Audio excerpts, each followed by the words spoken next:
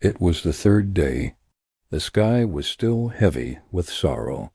Jerusalem was quiet, but the silence was not peace. It was grief. The one they thought was the Messiah was gone. The cross stood empty, but so did their hearts. The disciples had scattered, their hopes buried in the tomb along with their Lord. But heaven was not silent. Something divine was about to shake the earth, a moment that would rewrite history forever. This is the story of the resurrection of Jesus. As the first light of dawn crept across the horizon, two women walked toward a tomb. Mary Magdalene and the other Mary carried spices, their hearts heavy with sorrow, their steps slow and uncertain. They came not to see a miracle, but to honor a memory. The air was cool, the sky pale. But as they approached the tomb, the ground began to tremble. A violent earthquake shook the earth, and suddenly an angel of the Lord descended from heaven. His appearance like lightning, his clothes were white as snow. He rolled back the stone that sealed the tomb, a stone too heavy for any man to move, and he sat upon it. The soldiers guarding the tomb trembled in terror. Their courage vanished. They fell to the ground like dead men before the glory of heaven. The angel spoke, his voice calm, yet filled with divine power. "Do not be afraid, for I know that you are looking for Jesus who was crucified. He is not here. He has risen, just as he said." Then the angel pointed toward the empty tomb and said, "Come and see the place where he lay." The women stepped inside, their hearts pounding. The tomb was empty. The grave clothes lay neatly folded, a silent testimony that death had been defeated. Tears filled their eyes, but these were not tears of sorrow. They were tears of wonder. The angel continued, "Go quickly and tell his disciples, he has risen from the dead, and is going ahead of you into Galilee. There you will see him." The women turned and ran, their fear replaced with joy, their despair swallowed by hope.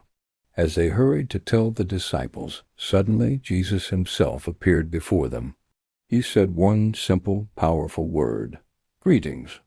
They fell at his feet, overwhelmed, and worshipped him. Jesus said, "Do not be afraid. Go and tell my brothers to go to Galilee. There they will see me." Later, the disciples gathered in fear behind locked doors.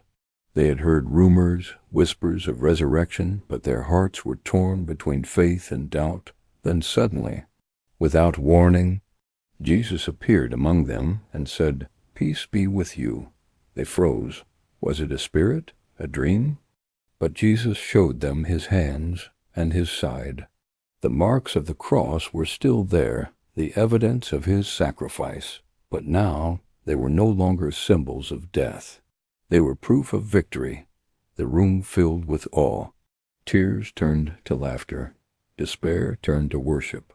Jesus was alive, truly alive. He said to them, "As the Father has sent me, I am sending you. Go and make disciples of all nations, baptizing them in the name of the Father, the Son, and the Holy Spirit." And with that, the story that began at the manger and seemed to end at the cross was reborn in glory.